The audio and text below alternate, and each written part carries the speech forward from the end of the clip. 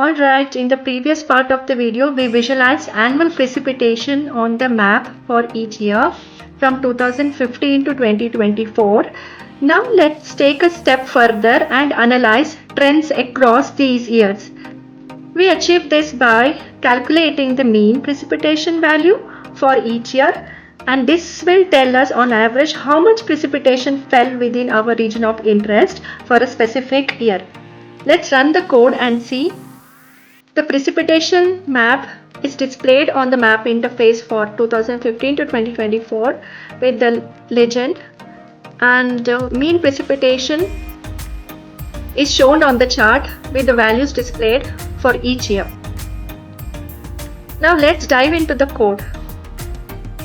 So we have to define calculate mean annual precipitation function. So in this we divide total precipitation by the total area of region of interest using reduce region method with the mean reducer. This gives us the average precipitation value for that year.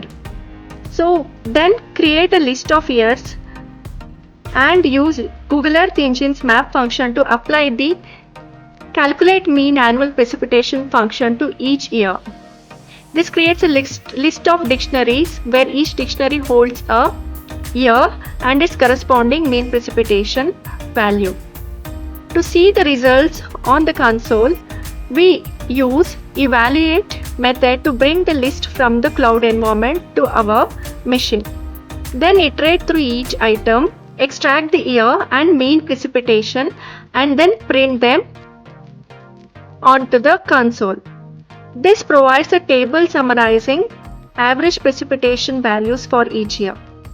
To visualize the data as a chart, first we need to convert the list of feature containing year and mean precipitation into feature collection and create a chart where x-axis represents year and y-axis represents mean precipitation, as you can see on the console.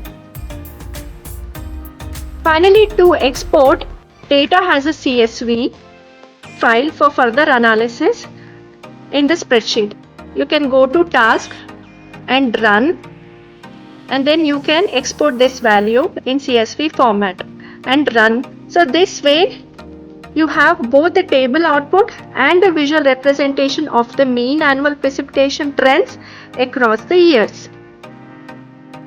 Thanks for watching. Happy mapping!